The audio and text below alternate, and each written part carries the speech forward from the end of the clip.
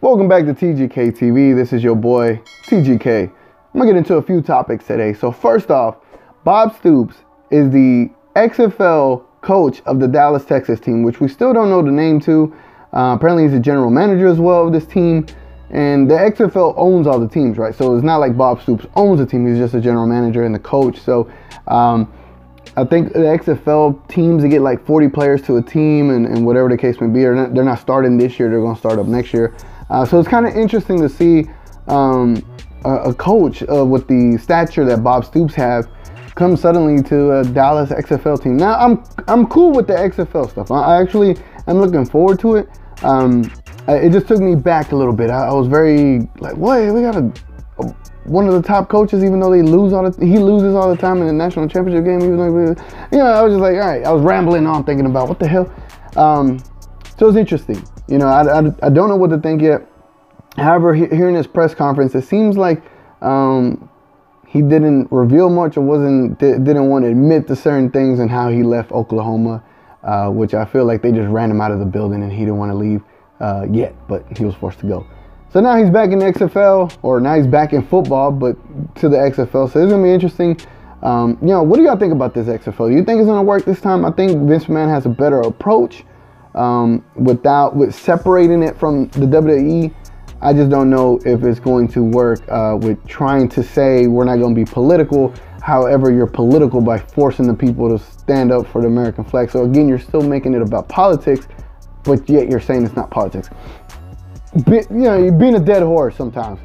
Next topic. So let's talk about LeBron James and this Instagram post. So LeBron James posted this Instagram post about Harrison Barnes shortly after he was traded. And he posted about how the narrative between when players decide to leave or demand trade, how they're made out to be these bad people versus when the owners make a trade to a player and the narrative isn't that gruesome or harsh to the actual owners. Here's the thing about this one. I think LeBron missed this one entirely. I think, me personally, I've never had an issue with a player wanting to demand a trade or get out of here. We've dealt that with Rondo, and naturally, I'm gonna not like him for it. You're naturally not gonna like a player that decides to leave, and then whenever they come to your city, you're gonna boo him, just like DeAndre did us that one time. When he signed and then didn't sign, just stuff like that. It happens. It's the league. It is what it is. Sometimes it works best for your team. Sometimes it doesn't work best. And sometimes for the player, whenever they take it into their own hand, great. I'm all for that. I'm not on either side of the coin. But I do agree with the narrative. Sometimes that narrative does sway a lot worse to the individual rather than the team. So I get what LeBron is saying. Just in this instance, though, it didn't hit. It was the wrong time. From my understanding and from all the sources that I've heard and locally here in Dallas, Texas, that Harrison Barnes was aware that there was a deal in the works and he still decided to want to play. So it wasn't as if he was caught off guard. And in that clip, whenever they announced it and he looked, like it looked like he was just thinking. And I think whenever you're traded, I cannot relate. You know what I'm saying? Wherever you're employed, I've never been employed somewhere where I would just sit to a different place to work there permanently. You just have to uproot everything and go. So there's nothing that I can relate to.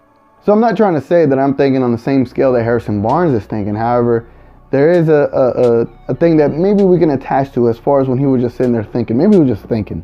The pros are he's going to Sacramento Kings, that are a team that actually has some promise, and they're probably going to be going for a playoff push.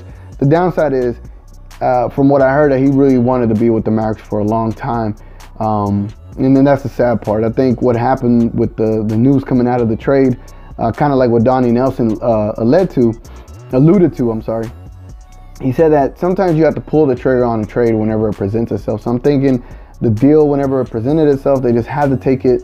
It's one of those things, like you just can't wait for another opportunity at a trade that you're looking for. So maybe they were in the works.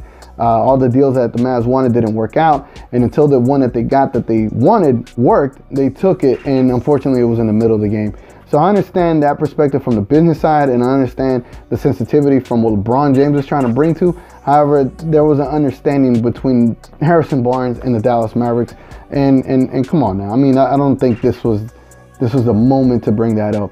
And I think a lot of people are over it as far as like how Kevin Durant went to the Golden State Warriors. We all know that the Kevin Durant to the Warriors move was the weakest move ever in the NBA, but who cares anymore, right? No one cares. So, LeBron James, I think you missed it. I think you read too much into it.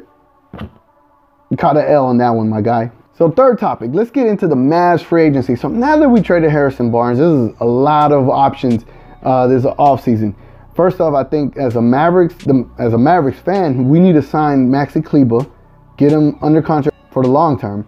I think we need to sign Dorian Finney-Smith for damn sure. And then we need to keep Porzingis, right? So I think once we get those three, then we're good. We got a good core of players right there, young players moving forward. The thing is now we got a little bit of cap space to make a big move, a big splash in the offseason. And I say big splash in particular because the big splash that I want the Mavericks to get is one of the Splash brothers, Klay Thompson. I would love to get Klay Thompson here. I think that would be the perfect person to get. I think there's three ideal options for us. Either get Klay, Kevin Durant, or Vucevic. To me, my preference is Klay Thompson. If you get Klay, the lineup becomes Luka Doncic at point guard, Klay at shooting guard, Hardaway Jr. at small forward, Porzingis at power forward, and Maxi Kleber at center. Every single player can shoot a three. Good or good to great. Luka can shoot threes. Hardaway Jr. can shoot threes. Klay can shoot threes. Porzingis can shoot threes. And Maxi Kleber can definitely shoot a three. Maxi Kleber has hella defense. Porzingis has better defense than what is led to believe of him. Klay Thompson has great defense. Luka is developing, and Hardaway has decent defense. This team will be defensively well. This team will be offensively potent. I would love for the Dallas Mavericks to get Klay Thompson. I think we would kill it. I think we'll be instant title contenders the following year. Man, I don't know what else to say. So let me know what you think. Who do you think we should get as far as the Dallas Mavericks? Who should we get in the offseason? What do you think about the XFL? And do you think LeBron missed it on his post? Was it the right time to bring this argument up? Let me know your thoughts.